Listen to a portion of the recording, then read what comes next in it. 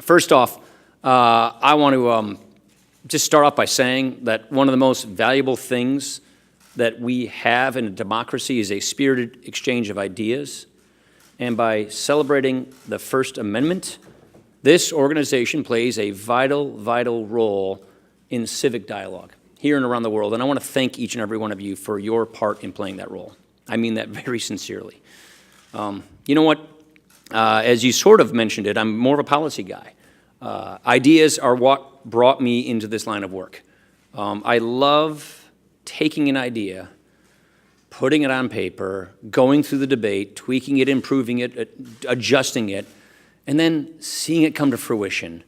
And most important of all, watching it actually improve people's lives. That is what drew me into public service as a vocation in the first place, and that it has always been my motivation for being in public life. As we now enter the height of a very raucous political season, I think it's a good time to try and step back from all the noise that we're hearing these days and try and reflect on just where we are. What ideas have taken root? What ideas are on display? What ideas are working in the country? 2 years ago, we faced a very, very daunting challenge in this country. Our nation was on the wrong path. Our economy was still muddling through the worst recovery since the Great Depression. Our military was in the throes of a severe readiness crisis. Big challenges were going unmet. So we, as House Republicans, I remember this, it was one of the conditions on which I took the job as Speaker in the first place. We had to go to the country with an agenda. We couldn't just be the anti-Obama party. We had to be a party of solutions and ideas. So we, House Republicans, offered the country a better way, an optimistic, very detailed policy agenda. And we have been delivering on that agenda consistently since. Today, our country is turning the corner. American families are better off now. The economy is growing. The economy is growing at more than twice the rate it was growing 2 years ago. Wages and benefits are up. They're growing at their fastest rate in 10 years. Job openings are at a record high. Consumer confidence is near record high. Productivity, manufacturing, retail sales, home sales, all of these things are up. And the nation's unemployment rate just dropped to a 49-year low. But there's much more. Through tax reform alone, 9 out of 10 workers will see more take-home pay. At least 6 million workers have received raises, bonuses, and better benefits since this law passed. And people in at least 49 states are seeing lower utility bills, more take-home pay. 57% of Americans say things are going well in the country today. This is great progress. And we did not just set out to clean up a mess. We set out to build the country's resilience. We set out to restore that sense of aspiration and opportunity that sets Americans apart. That is how we delivered on these big things. We did not just cut taxes. We went from having one of the most burdensome tax codes in the industrialized world to one of the most competitive in the world. Through new opportunity zones, which are now just being deployed across the poorest communities in America, distressed areas will be able to draw in new investment for years, if not decades. And with that new investment comes revitalization and transformation for those communities. With an overhauled career and technical education system recently signed into law, it will be easier for students and workers to build their skills and find good jobs and careers. And we did not just undo the military cuts. We wanted to equip our armed forces with the resources that they needed to address a devastating readiness crisis. We moved from aging equipment and undertrained troops to a historic defense modernization and buildup.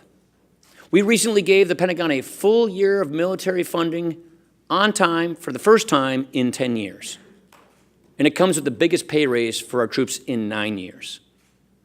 Secretary Mattis is getting what he needs to build a more agile, lethal 21st century fighting force. We have a new national defense strategy to buttress our foreign policy to keep us safe, and that is now in law and funded. And we did not just roll back red tape, which is helping small businesses hire and create jobs. We went from an administration that kept our resources under lock and key to putting America on the path to being a net energy exporter in the next 5 years. Already, just this year, America became the world's leading oil producer. All of these things are great turnaround stories. But we also, in this Congress, we have taken on the challenges that hit closest to home. Take human trafficking, for one. Human trafficking is one of the world's fastest-growing crimes. This spring, Congress passed a new law cracking down on websites that make it far, far too easy to sell women and children with impunity. And already we are seeing great results. Between April and July alone, there was a 62% reduction in the advertising of this kind in North America. Websites are shutting down, posting fewer ads and attracting fewer buyers. This is a solid step in the right direction. Look at what happened to the Veterans Administration just not long ago. We have now started implementing serious reforms at the VA so that we can fix the mess that they're. Remember what was happening at the VA not too long ago? Our patients at the VA, which are our veterans, our heroes, they were dying while bureaucrats dithered. It was just sickening.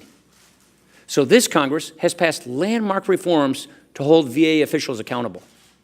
We have improved community care programs and modernized the appeals process so veterans will get better care when they need it. We have a choice program in law now. And we have delivered a major expansion of the GI Bill. Veterans can now use their education benefits whenever they choose, no time limits. Here, too, there are signs of progress.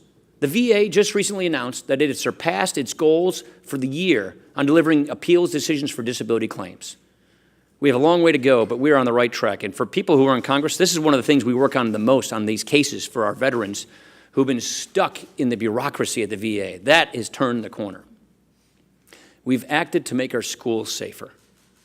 We have stepped up the fight against MS-13, expanding resources for local law enforcement to curb gang activity. And Congress just sent to the President's desk legislation to address the tide of opioid addiction. This epidemic affects all of our communities. This epidemic claims the lives of roughly 115 people each day in this country. It's not just about the numbers, as staggering as they are, though. It's probably likely that you know somebody or a family that is going through this. So you know how this is leeching the life out of so many people. With this legislation, we are taking on the illicit and synthetic drugs making their way across our borders. We are expanding and creating new recovery centers. We're improving access to treatment, and we're putting resources into the communities that are on the front lines. There is a lot more to do, no two ways about it. But this is the most significant congressional effort in history to fight a single drug crisis. And we hope and we know that it will save lives. These are all big things that we have delivered, big promises that we have kept. And if you want to learn more about it, please go to better.gop, because we've told you. We showed you an agenda 2 years ago, what it would look like, and we are now showing that with this agenda in place, it is making things better. This is the better way that we offered the country 2 years ago. Going bold, staying focused on the things that actually matter to people, staying focused on the things that people actually care about, and pursuing policies that improve people's lives. I know this approach seems fairly obvious, but it becomes even more evident by the day because the Democrats, while they've helped us on some of this agenda, on so much of this, they just don't see things the same way. And that's why we have a two-party system. They've made it very clear. Their only response to the noise in Washington is more disorder, more chaos. Outrage has become their standard operating procedure. Instead of offering an alternative during the debate on tax reform, they simply said it would lead to Armageddon. Instead of welcoming or even acknowledging the benefits of tax reform, they dismissed it all as crumbs. We want to make the tax cuts for individuals and families permanent. They want to repeal tax reform and raise taxes on hardworking Americans. How much do they want to raise taxes? That's the thing, they won't say. So you have to wonder how that uncertainty feeds for a family, how it feels for a family that is counting on upcoming expanded child tax credit, or that small business that is finally getting some real relief. We just spent 2 years getting uncertainty out of the economy, and now they want to bring it back. And while we've worked to secure our borders, Democrats actually want to abolish the agency responsible for enforcing our laws and keeping us safe. And while we've worked to lower healthcare costs, they are proposing to abolish our healthcare system as we know it. And it is in the best representation of how far the Democratic Party has gone off the rails, in my opinion. They now call it Medicare for All because it sounds good. But in reality, it actually ends Medicare in its current form. It ends private insurance altogether, including for the roughly 180 million people who count on health insurance coverage through their employer. Everyone, no matter how much you like your plan, would have their plan taken away. Instead, you will be put into a government-run plan where you have no say in the cost or in the coverage.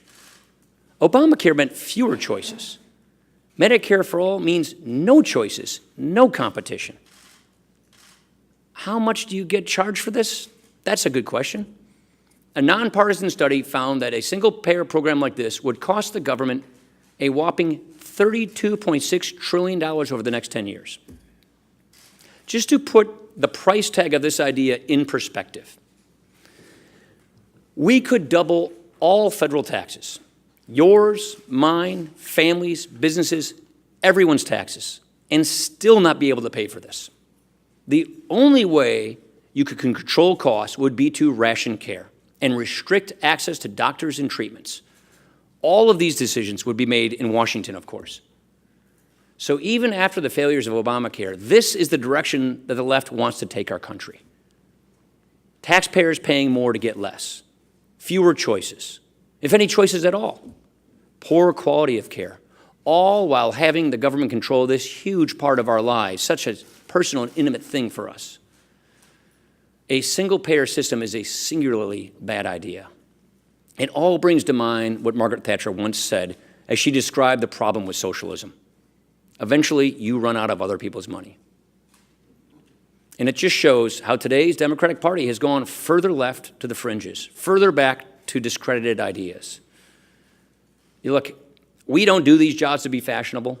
We don't do these jobs to be popular. And believe me, no one understands that better than I do. We do these jobs because we believe in ideas that solve problems. We do these jobs so that we can improve people's lives. We do it by thinking about the long haul. We do it not by making false promises and peddling shortcuts that are only dead ends. We don't just try to clean up messes or fix problems. We set out to build something better. So we have planted the pillars of a confident America with this agenda.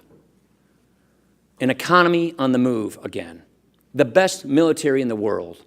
Workers back on the path of life. Communities back on the rise. Improving people's lives. That's what it all comes down to for me. That's what it all comes back for me. That's what it has always been. I want to thank you for being here, and I look forward to taking your questions. Thank you.